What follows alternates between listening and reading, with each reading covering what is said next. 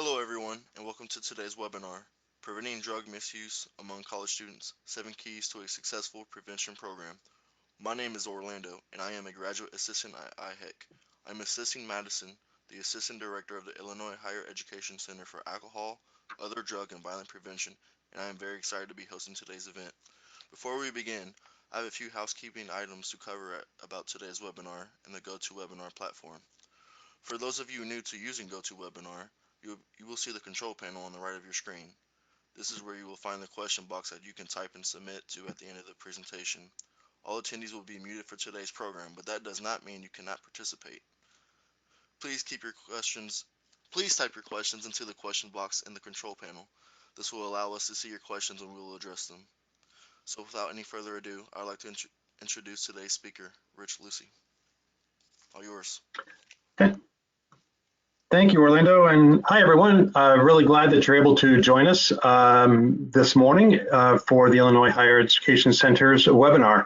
Before I get started, I definitely want to give a shout out and say thank you to Eric and to Madison for the invitation to present this information to all of you today. So more or less going to divide the presentation up into 3 or 4 different parts. First part, I'll talk a little bit about DEA.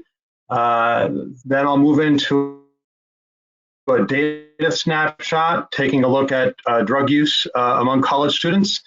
Then we'll move into the 7 keys to a successful program. And then last part, we'll move into some of the resources that DEA has available to you to help support you in the work that you're doing, both on college campuses and in their surrounding communities to prevent drug use among college students. And why don't we wait and take all of the questions or comments that you might have at the end of the presentation. As Orlando had said, please go ahead and put those questions and comments into the chat function, and he'll be monitoring those, and then we'll get to those at the end of the presentation. So first off, a little bit about DEA, and one of the questions I often get asked when we were doing in-person presentations and exhibiting at conferences, and we will get to that point at some point in the future where we are definitely confident in that.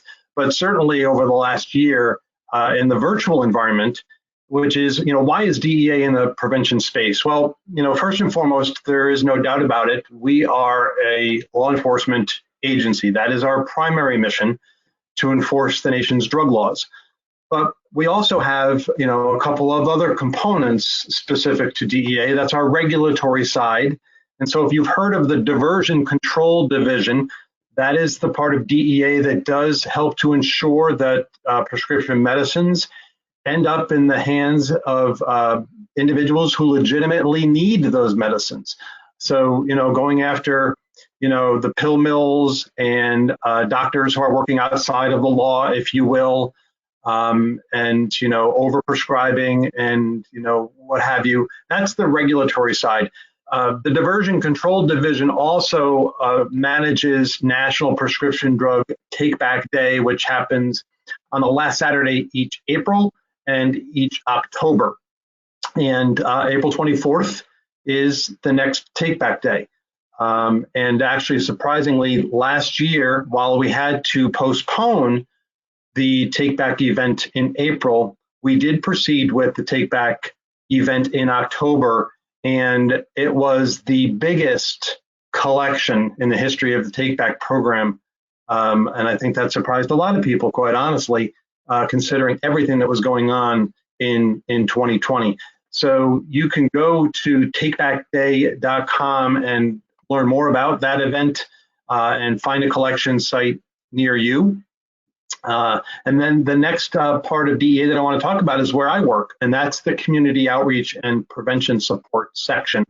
The truth is, we're really trying, and I think we are succeeding in no longer having our section be the best kept secret about DEA. Truth is, we've been working in the prevention arena at DEA for the last 30 plus years. If you know the story of Special Agent Enrique Kiki Camarena, who back in 1985, unfortunately, was kidnapped, tortured, and murdered back in that time. You've probably seen movies about his life, and certainly a storyline on Narcos. on Netflix over the last couple of seasons that talked about Special Agent Camarena. It was at that time that the Red Ribbon Week initiative was developed. And that campaign has gone on throughout all those 30 plus years. And in fact, each October is when we look at the Red Ribbon Week campaign and raise awareness of, the importance of preventing drug use among youth, young adults, and across the lifespan, and talk about its costs and its consequences. There are plenty of other things that we do in the community outreach and prevention support section, including our publications, our different prevention-related websites and such, and I'll talk specifically about those campus-related resources for you in just a little bit. So our outreach to colleges and universities, no coincidence, it really bolstered with my arrival at DEA back in 2016. I'll be at DEA 5 years this May. And that's no coincidence. Let me tell you a little bit about that history. So I started my federal career back in 1999. I moved down from the Albany, New York area. I worked for the state of New York at that time, overseeing New York State's efforts to prevent alcohol and drug misuse among college students.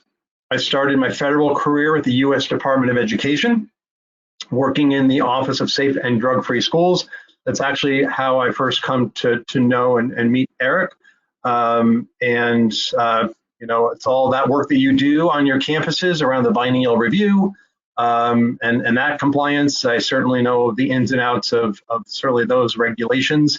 After about 9 years at the Department of Ed, then I moved on to my second federal agency, Department of Health and Human Services, where I was the special assistant to then CSAP Director Fran Harding, whom I had worked for back in New York. And when she came down to be the CSAP director, she asked me if I would come along from Department of Ed and be her special assistant, and I jumped at that opportunity. And then after about 8 years at CSAP, DEA came calling and recruited me. My boss, Sean, likes to say he stole me from Fran, and they are good friends and colleagues, and they laugh about it. But the real purpose for coming over to DEA was twofold. As Sean was taking on his new role as the chief of the Community Outreach and Prevention Support Section, he was looking to do two things. One, bolster not only the section, but really the agency's prevention capacity. And that's certainly one of the steps of the strategic prevention framework, if you're familiar with that. So he was building his capacity there by, bringing staff on board who have prevention knowledge and expertise. And then secondly, it was this piece around outreach to colleges and universities. And it was the leadership at the time of DEA who said, look, we're on college campuses typically for two reasons. One, recruitment fairs. We're there at career fairs to talk to students about a possible career at DEA, whether it's as an agent, possibly chemists, intelligence research analysts, the diversion investigators. I just talked about the diversion control division, and then the professional staff like myself who are non-agents who have certain areas of expertise that they lend to the agency's mission. The other side of the spectrum, though, certainly are enforcement actions when DEA is disrupting and dismantling drug trafficking organizations that happen on and around college campuses. And unfortunately, that does happen. If you follow the news over the last month or so, you saw that there was a significant takedown operation that happened in and around 3 or so universities and colleges in North Carolina. So it does happen with these drug trafficking organizations. And again, it's the organizations we are looking to take down. We do not look to go after the individual low-level user, if you will. That's also a preconceived notion that people have about DEA. The primary mission, again, is going after those top drug trafficking organizations. So, my coming over to DEA had to really do with getting into that middle part, which is how can we help to prevent, drug use among college students. And so, with the experience that I've had now 30 years or so at state government and federal government, my whole career has been in the prevention space with this subject matter expertise and focus on preventing alcohol and drug misuse among college students. Coming over to DEA really was a great fit for me, and hopefully you'll see with our portfolio of products over the last 3 to 4 years to benefit the work that you're doing. Hopefully you're seeing that as well. So let's get into some of the data. I talk about binge drinking among college students because how can we not? Alcohol is certainly not part of DEA's purview per se. However, alcohol still remains the drug of choice among college students, and so that's why I talk about it.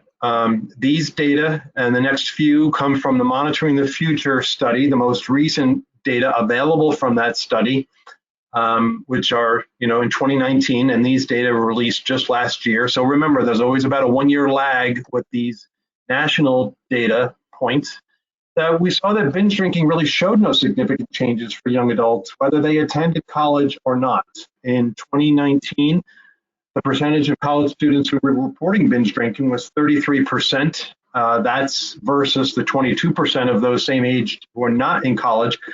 And that trend is typical. When we look at 3 different data points, high school seniors, college students, and same age adults who are not in college, alcohol use and binge drinking especially is always higher among the college students. But one of the things I want to point out to you is this issue of high intensity drinking. And this has been something that's been looked at over the last several years. We have the definition of binge drinking, which is 5 or more drinks at a setting for males, 4 or more for females, taking into account the gender differentiation there.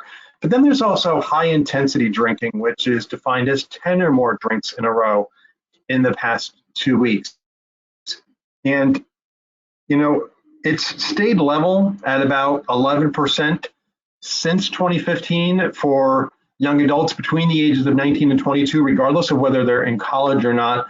I think it's really important to focus in on this really high risk behavior that, a little more than 1 in 10 college students are engaging in this risky behavior. So I certainly want to bring that to your attention. The reason I also go into these data points is one of my mantras is data drives programming. And so certainly the national data helps to paint a picture for you. Hopefully you're also doing data and collecting it at your individual campus level or in your community level so that you have a barometer as well and know where to be focusing your efforts as it relates to drug use. So I'm going to move on now to cannabis use among college students. And annual cannabis use actually was similar among college students and non-college peers in 2019, as this chart will show you, right around 43%. But what I want to point out to you is among college students specifically, there was a 9 percentage point increase in annual use during the past 5 years. So you see from 2014 up to 2019, from 34 up to 43%, that 9 percentage point increase among college students. So that's certainly something that we need to be paying attention to, because we know that cannabis use among college students has been increasing over the last several years. When we look at daily cannabis use, it's almost 3 times as high among young adults who are not attending college as opposed to those who are attending college. Perhaps that might not be a surprise to anyone. However, 1 in 17 college students are using cannabis on a daily or a near daily basis. And you see the definition there that this daily use is considered use on 20 or more occasions in the past 30 days. This is virtually the same as the historic milestone that was reached in the last 3 or 4 years. It's been virtually unchanged that about 6% of college students are using cannabis on a daily or near daily basis. And again, that's the highest rate that the Monitoring the Future study has seen in its history, and it's remained constant over the last 3 or 4 years. So that's cannabis use among college students. Let's take a look at nicotine vaping among college students. And these next 2 slides are quite striking, as you will see. In 2017, 6% of college students said they vaped nicotine in the past month. That jumped significantly to 22% in 2019. And so you see that more than 3 times in just 2 years, that percent has risen in terms of past month nicotine vaping among college students. When we look at cannabis vaping, we're going to see something similar. The percentage of college students who said they vaped cannabis in the past 30 days, it rose from 5% in 2017 to almost 3 times that amount in 2019 to 14%. These increases in vaping nicotine as well as vaping cannabis are among the largest increases in use for any substance reported by the study in its 45-year history. So I think that that's really important to make note of, that among college students, these particular substances, vaping nicotine, vaping cannabis, the highest 1 or 2 year jumps in the history, more than 40 years of this Monitoring the Future study have been seen. So that's really important to keep an eye on that. Take a look now at non-medical use of prescription drugs. So these data come from the National College Health Assessment, ACHA, and the spring of 2020. And so the survey actually changed up some of its questions, so it's important in how we report out the data. And that's going to be true for this slide and the next one when I talk a little bit about mental health among college students. So here we see the percentage of college students who reported misusing these three classes of prescription drugs within the past 3 months. And for definition purposes, this definition of misuse is taking prescription drugs just for the feeling or the experience that they cause, or taking them more often or at higher doses than prescribed. What I want to point out here is you can see there's really not very much significant differences in the gender breakouts here. For me, what I like to point out, the significance here is the class of drugs that is being misused. So in the general population, typically, the classes of prescription drugs that are being misused in order are opioids, sedatives, and stimulants. And among college students, it directly inverts, where the class of drugs being typically misused are prescription stimulants, followed by sedatives, and then prescription opioids. So while we certainly do have an opioid misuse issue in our country, we've been talking about it for almost the better part of the last decade, on college campuses, what I continue to really stress is the class of drugs typically misused are prescription stimulants. On college campuses, certainly opioid misuse is an issue. A lot of times you'll see that in sports programs, when we're dealing with pain management and injury to student athletes if you have. But more broadly, it's prescription stimulants that are causing the most concern. When I worked at CSAP, and of course that's part of the larger Substance Abuse and Mental Health Services Administration, we had issued a report. I was not part of the team that put this report together.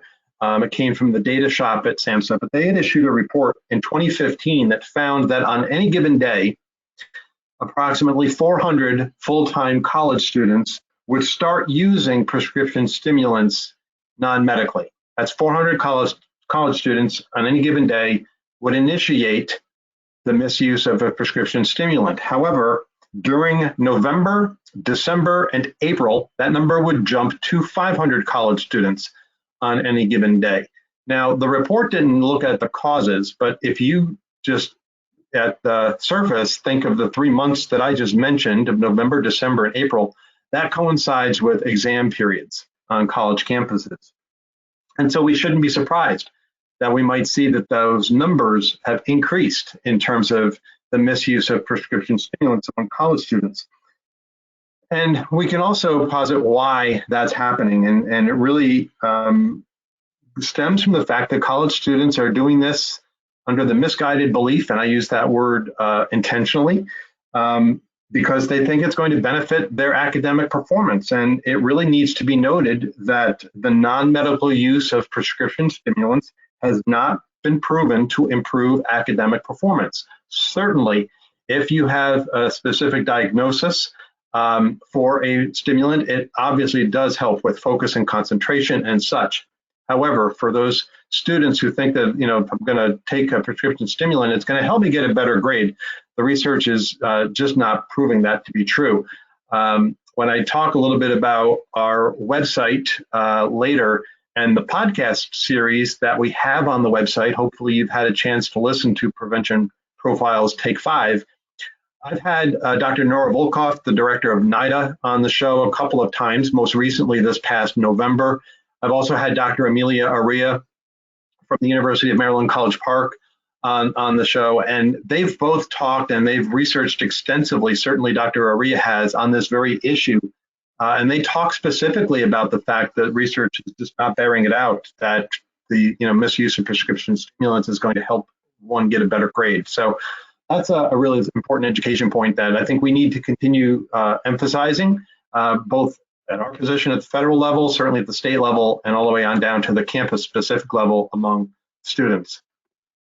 And the next slide I want to talk about is mental health of college students. Again, these data come again from the National College Health Assessment. And I bring this up, really, it was because of the time that I had at SAMHSA in the Center for Substance Abuse Prevention, when we worked very closely with our colleagues in the Center for Mental Health Services, and specifically suicide prevention branch within that center. So if you take a look at the mental health of college students, and again, this is all pre-pandemic. I think that's important to mention, and I can talk a little bit about that later if you'd like. But these data are from spring 2020. This is any time within the past 30 days. At some, most, or all of the time, more than 31% of college students felt things were hopeless. More than a quarter have felt so sad nothing could cheer them up. And more than 22% of students felt worthless. More than 30% of college students felt that anxiety did affect their academic performance. And then you can see the suicide issues there, 2.4% likely to attempt suicide someday, and 2% actually having attempted suicide within the last 12 months. So I bring these data up with mental health because of, we know how closely aligned drug use issues are with mental health of college students. There's this issue, it's a bi-directional issue, I like to call it, around these two issues. We have, when we talk to health center directors and counseling center directors, we know that students are often reporting that they are using alcohol or other drugs because they're feeling depressed or they're feeling anxious. And yet they're feeling anxious and they're feeling depressed because of their alcohol and other drug use. So you've got this, as I said, this bi-directional issue happening of this alignment between drug use and the mental health of college students. So I think it's really important that we just see how those issues are, working, in concert with each other. So that's why I certainly like to bring up this particular slide. So that's the data snapshot. If you have any questions about the data that I've mentioned, or certainly how the past year might have had an impact on data, again, as Orlando mentioned, feel free to put those comments or questions in the chat function and we'll get to them a little bit later into the webinar. So now I'm going to get to the meat of this presentation, which are the 7 keys to a successful prevention program. And I like to just mention, where these were born out of my time at the U.S. Department of Education. There was a time then when we had a grant competition that identified model programs on college campuses around the country. And back in 2003, we had funded 3 different cohorts of grants at that time. We had 22 different schools that we identified as a model program. And so we wanted to know if they had anything in common. So there was certainly disparity among the schools in one regard. There was public, private, large, small, urban, rural, suburban schools. The one difference that they did, also had in common is they were all 4-year schools. We did not have any 2-year or community colleges that identified as having a model program. So just want to, full disclosure, mention that. However, if you are at a 2-year school now or a community college, I certainly hope you will see the benefit of why these 7 keys are still beneficial to the work that you do. And I think it's also important to note why I still talk about these 7 keys almost 15 years later after we first identified them. It's because, one, they are still crucial to a successful prevention program. And we know that there's turnover in our field. We have folks in our field who have been in their job maybe 5 years or less, 3 years or less. And there's certainly folks like myself who've been around 10, 15 years or more. And so a refresher is not a bad thing as well. So I think that it's really beneficial to both types of audiences. And because I feel it is still relevant to the work that we do in preventing alcohol and drug misuse among college students, it's why I continue to stress the importance of these 7 keys to a successful program. So let's get into them. The first one is exercising leadership. So we know that strong leadership is vital to effective prevention. And we also know that leadership on college campuses can come in many forms. The president, the VP for student affairs, the director of the health center, the director of the counseling center, college students, certainly faculty members, that's just to name a few.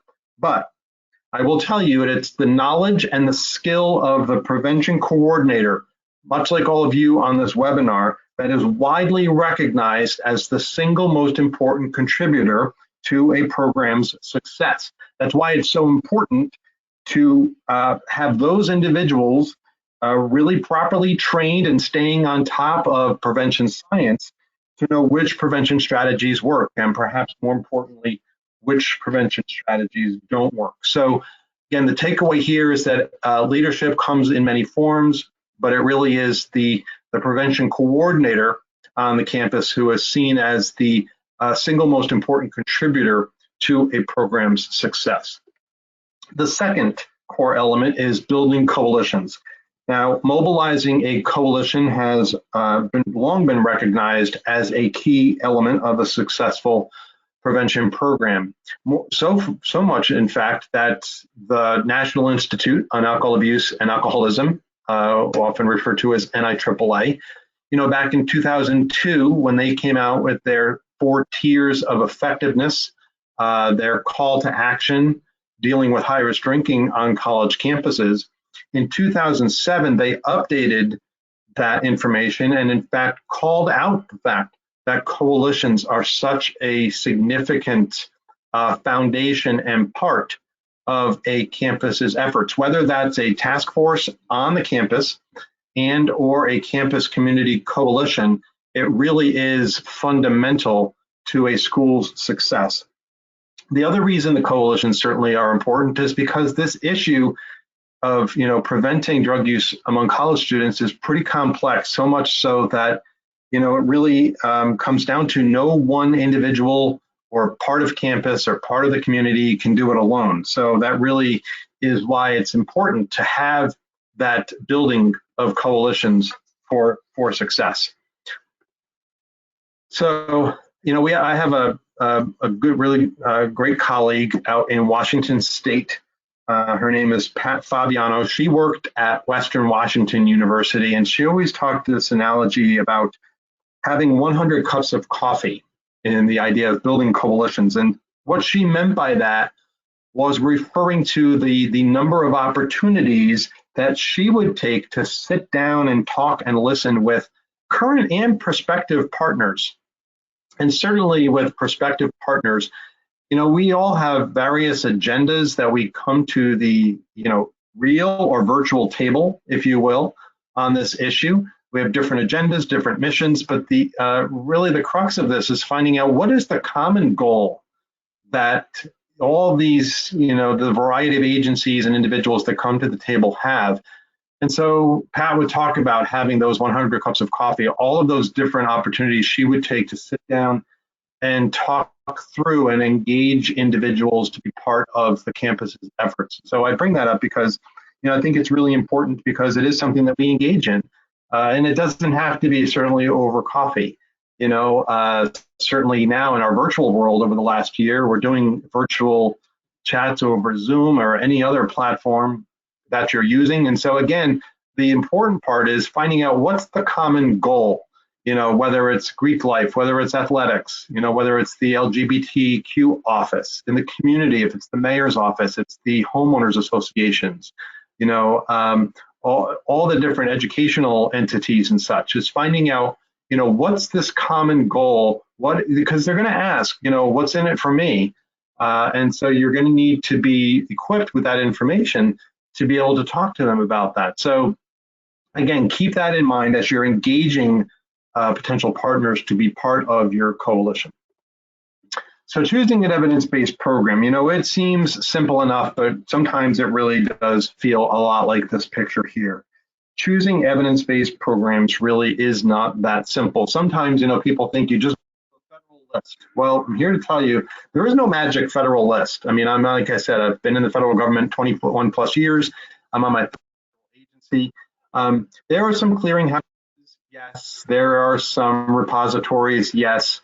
But there really is no magic list that you choose from. And so it really does come down to you doing your homework. And we never get away from homework. I talk about that in these presentations to figure out what's the best fit for your campus. So just like the graphic in this slide, evidence really is made up of the pieces that you put together. But here's just a few examples of why it's not a simple process. There are program developers who are out there to sell or promote their products or approaches, and they will use words like effective, proven, model, science-based, evidence-based, often without any regard to the actual quality of the research evidence. Well, soon after we launched campusdrugprevention.gov, our website for professionals who are working to prevent drug misuse among college students, I'll talk a little bit about it later. We launched it back in July of 2017, and one of the features of the website is called View from the Field, which are guest articles from people around the country.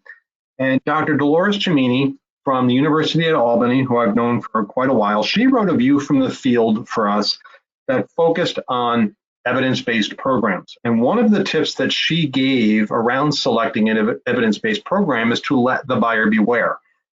So when you are considering the purchase of a product, and there are plenty out there, whether it's online education or an evaluation tool or some other type of a program that describes itself as evidence-based, ask them for the data that supports the effectiveness of the program. You as a client, as a potential customer, have every right to be asking that for that information, and really to do your due diligence, you should be asking for that information. Just because the product looks nice and shiny or it's inexpensive, that does not mean that it's an effective program. So, think of it as like your everyday life, whether you're buying appliances, a house, a car, what have you. You do that due diligence to figure out, is it the right fit for us? You do your cost comparisons, you check on your effectiveness issues. You should be doing the same exact thing with the prevention programs that are out there on the market. And whether you're going to buy off the shelf or what have you, again, do the homework and ask them. Show me the evidence of the effectiveness before you actually go into purchasing it for your school. Now, aside from knowing what works, you also need to focus on how it works. This leads to my last point on evidence-based programs, and that's this balancing act between adaptation and fidelity. We know that prevention is not a cookie cutter process. It never has been, it never will be a one size fits all process. But see, that's the tricky part, finding this balance between adapting the program to meet your needs on your campus or in your community, while also being true to the program's fidelity, the fidelity of the program's design. So, be aware that any time that you change or adapt an intervention from how it was originally designed, you might compromise the outcomes.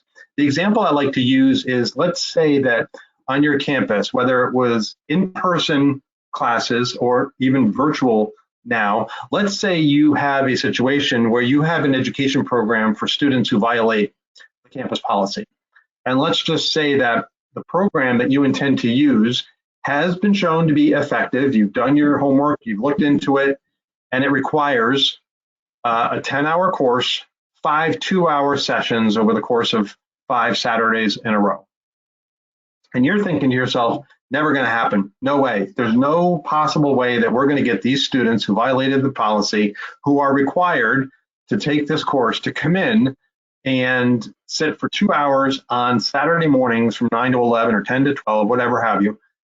So let's adapt this. Let's just cut it down to 1 3-hour course, or let's just cut it down to 2 Saturdays in a row, a couple hours at a time, or even 3 hours at a time. By doing that, you really do run the risk that, you've completely changed the program design. And so if you're not getting the results that you had expected, you really shouldn't be surprised. So we really stress the importance of, while being true to the program design, you also, need to make necessary adaptations to fit your campus's needs. There is that adaptation component, but what's the balancing act that you have to do? So if possible, email or call up the program developer, work with them and tell them what it is you want to do. Talk it through and see what guidance and advice that they have for you on this, very important part. But, this is a really necessary part of evidence-based interventions.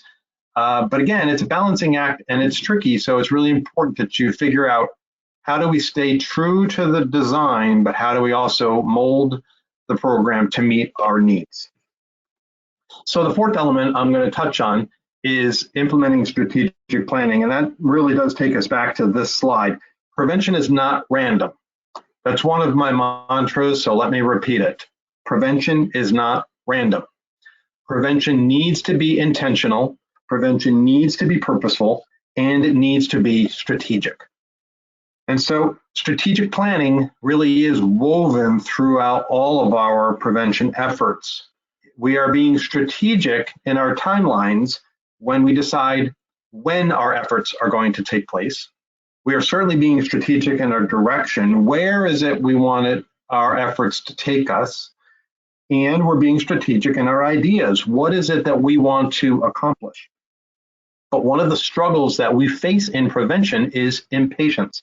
There is pressure from many fronts, on campus and off, to produce results quickly. So because of that, you may be tempted to rush to replicate a program or a policy that's being used at another campus that you heard about. You go to a conference or you go to a webinar and you hear about a particular strategy or a program and you want to run right out and implement that on your campus. But when you don't have enough information to know if that program or policy is a good match for your school, then you run the risk of it not producing a favorable outcome. That's one of the reasons we developed Prevention with Purpose, the strategic planning guide we launched last January of 2020, and I'll talk a little bit about that in just a little bit as well. So let's move on to key element number 5, which is conducting a program evaluation. So hopefully, folks at the Illinois Higher Education Center have an evaluation in place for this particular webinar. They need the feedback on speakers and content. I certainly appreciate the feedback on my content, my style, my delivery. Now, wouldn't it be nice if programming efforts and evaluating those efforts was this simple? Sometimes it can be, most times it isn't. But if IHEC's evaluation about this webinar does look this simple, I just ask you to check off that top box. That would really be nice. I appreciate it. But all kidding aside, for me, the really important operative word in this slide is time. Evaluation cannot be seen as an afterthought. So I mentioned that I started my federal career at the U.S. Department of Education. That was back in 1999. And we awarded a lot of grants under the Safe and Drug-Free Schools program, which was the name of the program when I first started there. And looking back, evaluation really was seen by many as something to be done after the fact. I mean, applications would go through the peer review process. We would award the grants. And I got to tell you, a lot of times the evaluator was not even part of the application process. And so we'd award a grant. Next thing you know, they're bringing in an evaluator. They're taking a look at what the school wants to do and how they want to evaluate their efforts. And they want to run screaming from the room because it's kind of a mess. I'll just put it that way. So that's why it's really important to have your evaluation design or your evaluator that will look at this type of your efforts. Have them in from the start. But, that was 20 years ago. We've learned a lot. We've evolved a lot since that time. So we know that evaluations are most useful when they are planned at the same time as the implementation of the program itself, rather than after the fact. A great friend and colleague of mine, and I know of Eric's, Peggy Glider. Peggy works at the University of Arizona. We've had her on the podcast series as well. And she offers up these three pieces of advice around evaluation because she has such significant experience in this area. And she says, here are the three pieces of advice she gives to people. One, you want to build it from the start. Two, you want to keep it going. And three, you want to ask for help when needed. So those are three little takeaways that you can take from this webinar as it relates to evaluation. So we move on to key element number 6, and that is working towards sustainability. So the best time to be thinking about how to sustain a program is at the beginning. Where do you see the work that you're doing now in 3 years, in 5 years, or in 10 years? You know, the 22 model programs that we had examined back then to come up with these 7 core elements found that the best way to sustain their program's efforts were to link those efforts to the school's larger mission or to the issues that the campus community cares about. So I'm going to take a moment and I'm going to name 4 different issues, and I want you to picture in your mind, how does preventing drug use among students connect to each one of these? So 1 is student retention and success. 2 is student health. 3 is campus security. And the 4th one is fiscal management. These 4 issues are top of mind among senior administrators, including the college presidents, all around the country. And so finding a way and to connect the work that you're doing in prevention to those 4 issues goes a very long way to sustainability. I can tell you there is a definite connection between drug use prevention and student retention and success, student health, that's the obvious one, campus security, and fiscal management. And so, you know, that's the advice that these folks who have worked in this field for quite a while, that have longstanding programs, have around sustainability. I graduated many years ago from the University at Albany. I put it right out there, as you certainly can read it in my bio and such. And that's how I got to know Dolores after the fact. Certainly didn't know her when I was a student there. I was after I got into this field. But I stay attuned to the issues that face my alma mater. And one of those issues is transition among the senior leadership, and especially the president. And since 1990, that university has had 12 presidents. And that's, again, 12 presidents in 29 years. That's a lot of turnover. And so it's presidents either in an acting capacity or as a confirmed permanent position. And yet, during all of that transition over time with senior leadership, the university's prevention program has continued through all that time. Now, does it look exactly the same now as it did, you know, almost 20 years ago or so? Well, of course not. However, there are elements of their program that have remained constant. The Alcohol and Drug Abuse Prevention Task Force on campus, its peer education program, its campus community coalition, just to name a few. They have sustained because the staff there have made the case for why those efforts must be retained, and they have been retained over the course of all of those years. The last thing that I want to highlight about working towards sustainability is this. Prevention efforts should never become too dependent on the vision, the energy, and the skill of just one person. Because what happens to the program or to the coalition if that person leaves? Working towards sustainability really does rely upon identifying and training other staff as well as the volunteers to assume leadership positions when the time comes. And that's why I said earlier why it's so important for the prevention program to have the resources it needs, including staff and volunteers, to help ensure a smooth transition when key personnel leave. Sustainability is kind of at the point now where evaluation was years and years and years ago. People sometimes worry about sustainability kind of too late, especially if you have grant funding. Unfortunately, federal grant funding is not as abundant now as it was when I started my federal career. But if you're lucky enough to have, say, just for example, a drug-free communities grant, um, or a Partnerships for Success grant from SAMHSA, and these are 5-year grants, don't start thinking about sustainability in year 4. When the ending of the grant money looms on the horizon, you really need to be thinking about how are we going to sustain our work, at year 1 and year 2, early on in the process. That's when you should be thinking about sustainability. And so to wrap up the key elements, number 7 is taking the long view. So here's what I have to say about this. The work that we do in prevention is hard work. And I cannot tell you the number of times that I have heard prevention referred to as fluff or touchy-feely.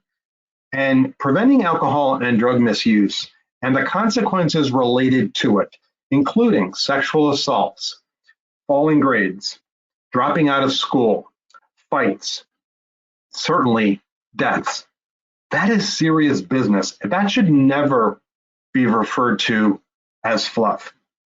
So, I take a lot of umbrage when I hear that, being referred to as fluff, because the work that we do is quite serious business, and we do a lot of good in helping to ensure the health and the safety of the students on our campuses. So here are several pieces of advice on taking the long view that I often give to prevention staff on campus. So first, learning from other prevention experts is absolutely essential. We can and we do learn from each other, and in fact, our prevention efforts depend on it.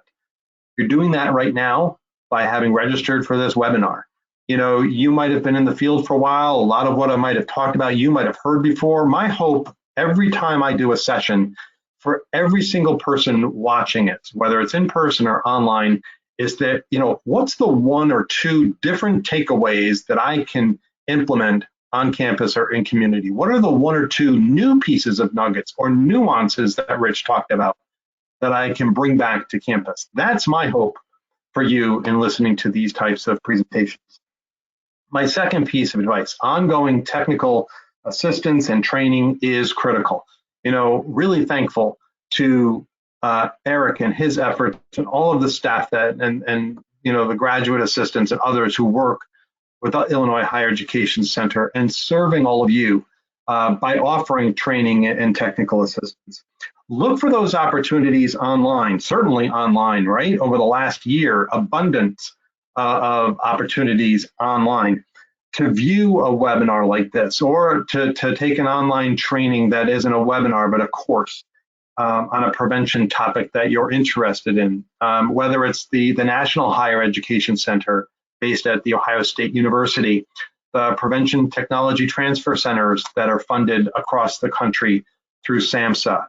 I know people who use campusdrugprevention.gov in their coursework, which is great. We love to hear that, using our strategic planning guide in their courses. We love to hear that as well. There are plenty of no-cost and low-cost opportunities out there, so please take advantage of them to stay on top of the work that that you do every day. My mentor, Fran Harding, who I said I worked for in New York State, then I worked for her again for 8 years at CSAP. She talks about honing your craft, staying on top of prevention science, and knowing your craft. The way to do that is continuous training and technical assistance. It is the homework. As I said, we don't get away from it just because we've graduated from high school or college, right? There's always homework to be done. Third thing I always like to mention in taking the long view is there will be setbacks. There is no doubt about it. So please accept that fact and be flexible. Accept the fact that your prevention efforts, they might not go as planned. In fact, a lot of times they don't always go as planned, and that's okay. And that is all part of the process. So that wraps up the 7 key elements of an effective program. Now I want to talk just a little bit about DEA's resources that are available to you, and then we'll wrap it up and hear what kind of comments and questions that you hopefully might have had throughout the presentation. So I mentioned the website, campusdrugprevention.gov, our award-winning website, recognized a couple of years ago by the National Association of Government Communicators with an award of excellence. We launched it in 2017, almost 70,000 subscribers at this point.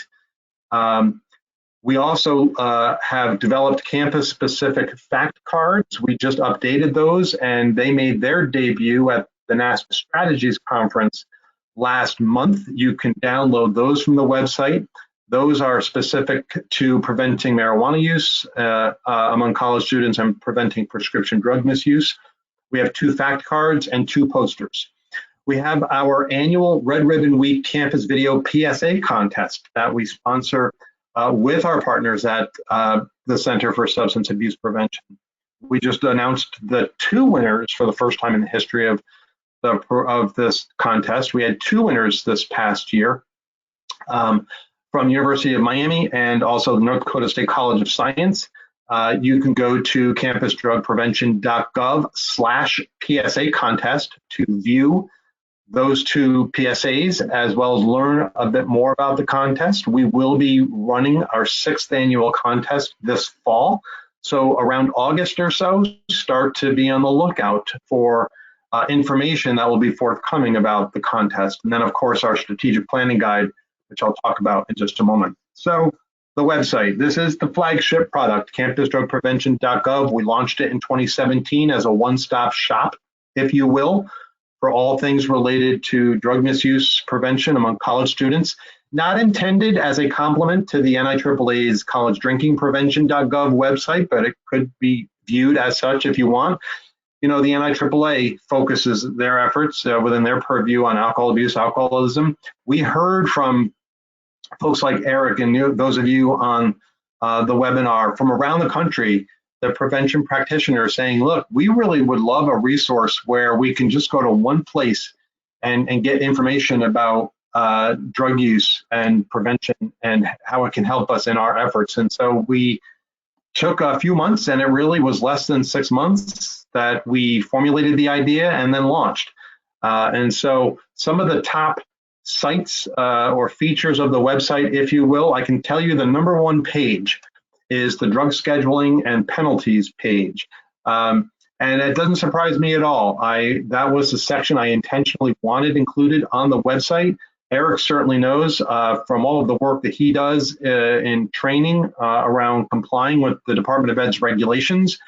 Having that information about drug penalties and consequences is certainly one of the components of your annual policy that needs to be distributed to all staff, faculty, and students each year.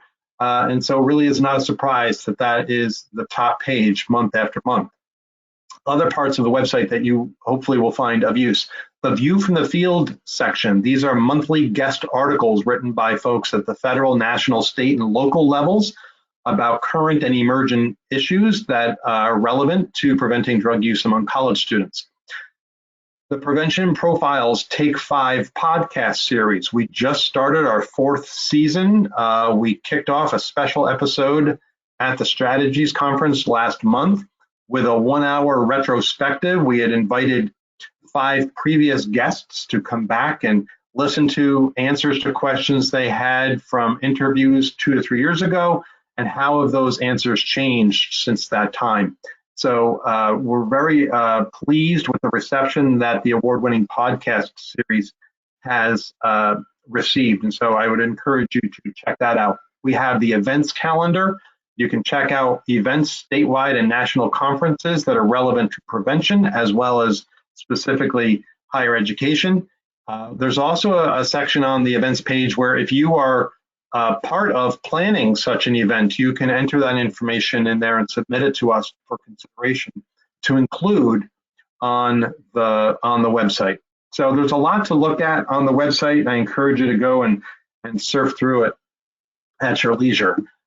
So our next big product we launched in January 2020, something that we're extremely proud of because of the reception that it has received from colleges around the country, is Prevention with Purpose, our strategic planning guide for preventing drug misuse among college students.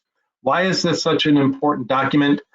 Because it's anchored in the strategic prevention framework. And granted, the SPIF, as it's known, has been around for about 25 years, but there has been no document in all the work that I've done in this field in various capacities and such. There was no document that specifically took the SPIF and aligned it with work being done on college campuses. And that's exactly what this guide does.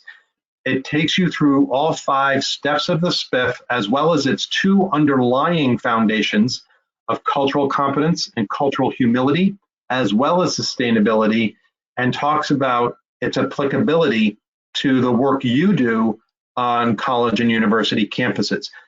You can get print versions of the guide. Certainly send an email to me, and that'll be coming up on the last slide.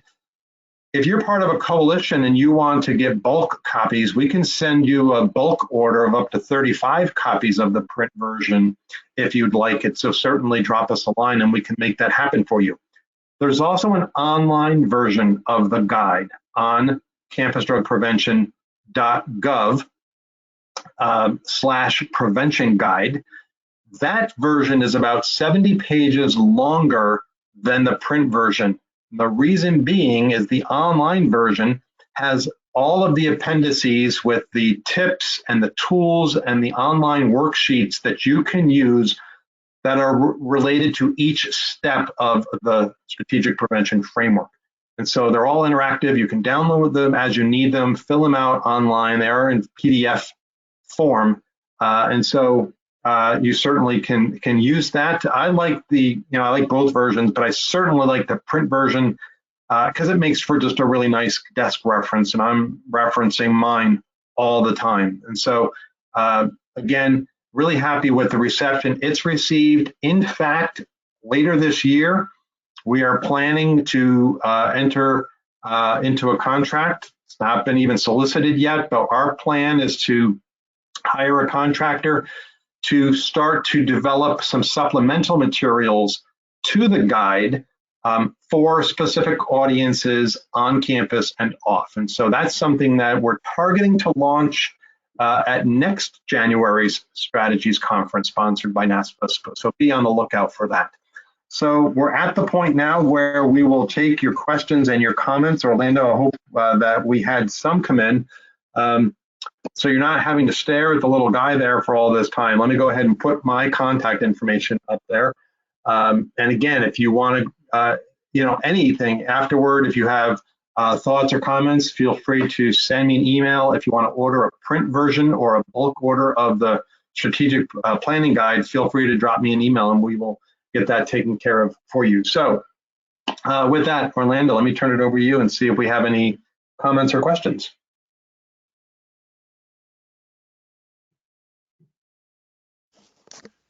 Yes, thank you, Rich, for the presentation, by the way. And we have one question so far. The question is, do you have any information about prevalence of illicit fentanyl use among college students? Actually, I'm not right at my fingertips. Certainly, where I would turn to get that information top of mind is the Monitoring the Future study. So if you go to monitoringthefuture.org, they break it out for you by drug. You can see it certainly in the narrative, in the text piece, and they certainly break it out by drug. And then also in the tables and the figures that are in the appendices. I will tell you, certainly fentanyl is a significant concern across our country. And it really is not even, connected to just any one particular part of the country. It, cuts across the country. I didn't talk about meth. But meth also is a significant drug. I didn't pull it out because it's not to the point where it shows a lot of significance among college students. I just focused this piece on looking at alcohol, marijuana, vaping and cannabis certainly, and prescription drug misuse. But for people that are looking for some more detailed information about some of the other drugs, I always point people to 2 or 3 different resources. I mentioned the Monitoring the Future study, certainly that's a great place to look. I also point people to the National College Health Assessment. Don't know how far down they'll drill it to those specific substances. And then also there's the National Survey on Drug Use and Health that's administered by SAMHSA.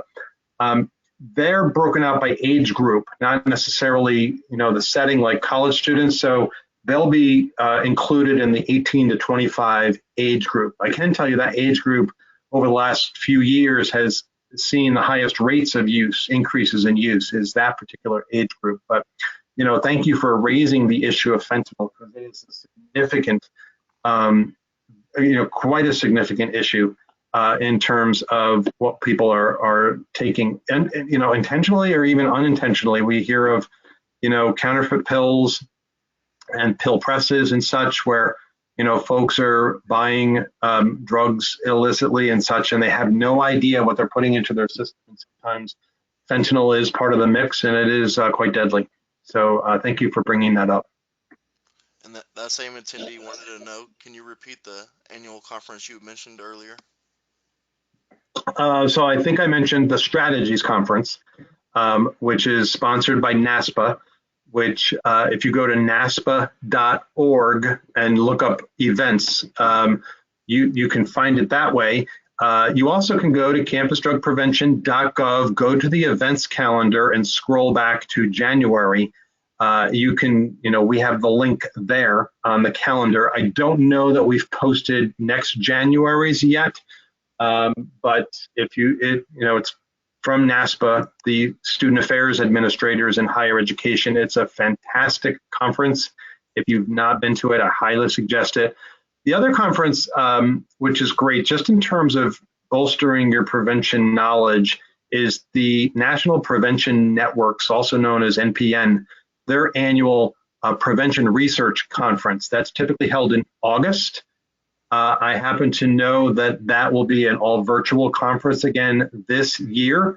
But if you go to npnconference.org, you can get information about that conference. And again, if you have any questions about either of those conferences, I'm happy to share the information that I have about them. Feel free to drop me a line by email. Happy to answer that question.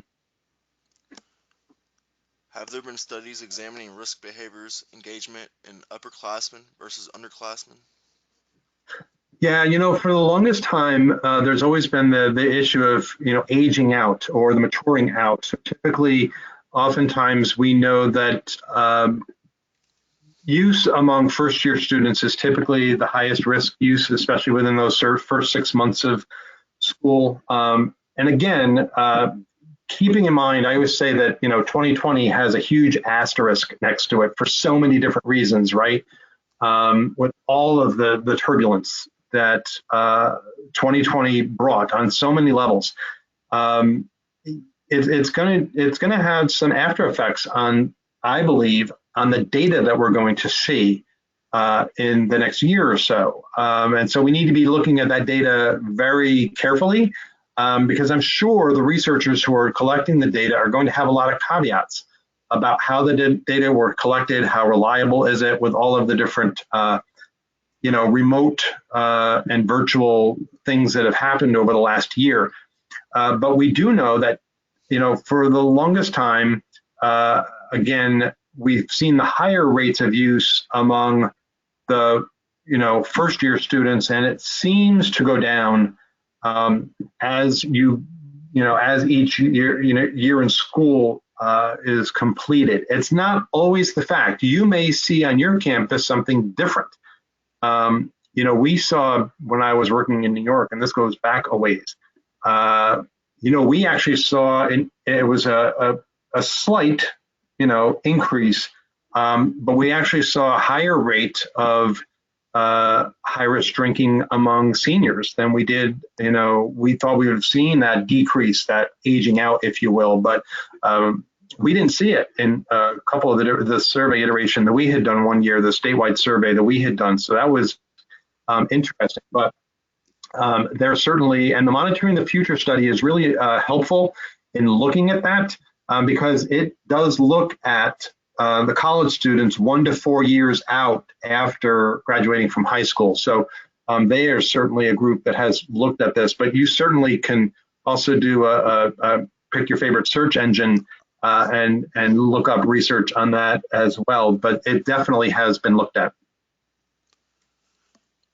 You mentioned a study done in 2015 about a stimulant use among college students. Can you mention the name of the publisher or the study? Yeah, actually, I probably could. If you want to email me, it'd be easier for me to look it up and find the direct link because it was from 2015. I would have to grab from the store at SAMHSA if it's even publicly available. But I can tell you that, again, it was in 2015, and the part of SAMHSA that issued it was the Center for Behavioral Statistics and Quality.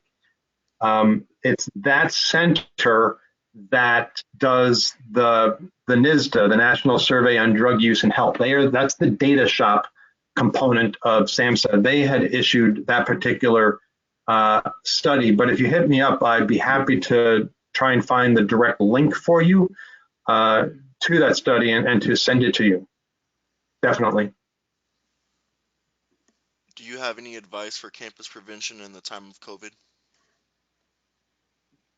Yeah, so we've started to do some workshops. I've been part of some workshop discussions on this at a couple of conferences, most recently at the NASPA Strategies Conference this past January. On the one hand, it's still relatively new in terms of knowing if virtual prevention efforts are effective. It's just the nature of the business. We've just come through this. There is no one entity that's really looking collectively at this particular issue. So that's certainly something that we need to be looking at. I know for pieces of advice that colleagues of mine from around the country have given, it's this: they are continually checking in on students online, certainly for students who are in recovery. We know that for those students, a lot of their social networks have been, are no longer available to them because of, having to move back off campus. And they no longer have that network. Sometimes students are moving back into an environment, say at home, where alcohol or other drug use is a concern. That is certainly a confounding factor as well. So if you have, if you were registered at the Strategies Conference and you didn't get a chance to see the panel discussion that I was on with four of my colleagues from around the country that talked about this very issue, if you were a registrant and you did not get a chance to see that panel, I do know you can view it on demand. I am going to be checking with the conference sponsor, with NASPA, that we have a very good relationship with, to see if there's a way that we can specifically take that session and post it on campusdrugprevention.gov, because it was such a rich discussion and really important. I do know that other conferences are looking at this very issue. My colleague Joan Masters, who oversees the Meeting of the Minds conference in the Midwest. I'm part of a panel discussion, an opening panel discussion on this very issue as well. I think the Higher Ed Center's national meeting in August will be looking at this issue. So it's certainly top of mind for people. And so, we know that what we've been just really cognizant about is, virtual prevention strategies. How can people continue to do prevention in the virtual space? And people are being creative around it. Some of them are doing classes over the virtual space. As I mentioned, there's the proactive checking in one-on-one with students to check in, one, how are they doing? And two, reminding of the resources that are available to them. And then especially for those students that they know who are in recovery, to check in on them because of, again, the social networks that they may not have available to them for the time being. I can partially answer this question. It's asking, will slides and recordings from today's webinar be available? Usually, a few days after Sure. we upload our videos to YouTube. And then to find out if we upload it, you can find us on Facebook or Twitter, or you can go to our website. Just type in EIU, Illinois Higher Education Center, and then we usually upload videos up there as well. And for those of you who are interested in the PowerPoint, certainly the folks at IHEC can make that available to you, certainly. hmm And once again, I would like to thank you, Rich, for this wonderful presentation. Absolutely. It's been my pleasure. Always loved, obviously, I'm very passionate about this particular topic.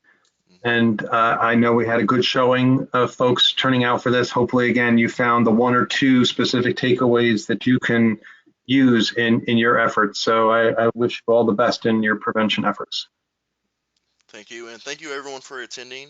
And in a few hours or so, you'll get an email about evaluation, and that helps us out with future events. And then in 7 to 10 business days, we'll send our certificate out. So thank you, everyone. Thank you, Rich. Thank you. Take care, everyone.